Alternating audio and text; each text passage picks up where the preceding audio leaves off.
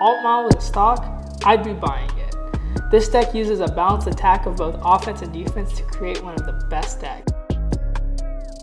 My name is ShakeEra6, and welcome to Cardfight IQ. Coming out of VEB14, the next stage, Altmile looks to be a force in Cardfight Vanguard. This video will tell you why, starting with Altmile's versatility. If you look at our deck list, the deck has the ability to play multiple grade 2s in the deck. Since there's a good mix of Royal Paladin and grade 2s, you could fit pretty much whatever you want in there. And one of the cards that you could really take advantage of is a classic Blaster Blade. Blaster Blade is able to be put in the Altmile deck simply because it rushes hard. If you ride it turn 2, you can use the skills of other cards in your deck such as Akane, Libero, and whatever grade 2s you have in your hand, along with Starlight Violinist to create some powerful columns. If you put the Starlight Violinist behind your Vanguard, and you use Akane's skill to call Pongo, Libero to call Starlight Violinist or whatever grade 2 you need, you could create your full field with 4 rearguards pretty easily, meaning that the crit is super nice. And if you play any problematic matchups, you could use Blaster Blade's Retire skill to get rid of those front row units such as Cho-Oh, or whatever may have you in the meta, even Steam Breath for Gear Chronicle.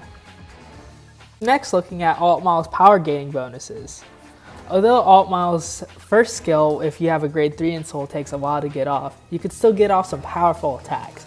By using cards such as Tion and Lamorak, you're able to create some powerful columns which can hit upwards of 50k, and your opponent will be hit with 3 powerful attacks. Now, that's only 3 attacks, so some fighters like to go force 2 to give those attacks extra criticals. By doing this, this is Altmile's way of creating a large offensive output. If you're able to do this on effectively every turn, you could force up cards out of your opponent's hand really quick. And since the deck runs crits, because it's a force deck, you could force them to guard really easily. And as mentioned with the Blaster Blade turn earlier, if they're put to a high damage count fast, Force 2 could force them to use their PGs and other defensive cards early. Finally, Altmile is really good because of its defenses. So once you've filled up your field with all your grade 2s by using your Lamraks, your whatever, Akanes, Altmile, Libero, you could use Starlight Violinist to intercept from the back row.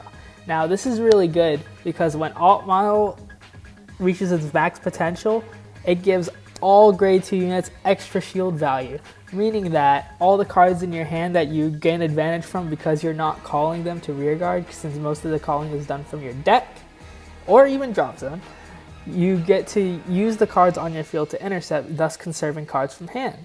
And the cards in your hand can be used for their on-play skills like Liberos to search out, Akanes to call Pongo, even Sisylis if you have to call it as a booster.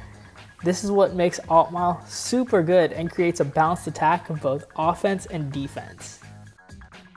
Those are the reasons why I think Altmile is a good choice for you to play this upcoming next stage set. Now, I know you guys like the short videos, so I tried to keep this video in the theme, and I hope you all enjoyed. Thank you all for watching, have a great day, and ShakeEra6 out.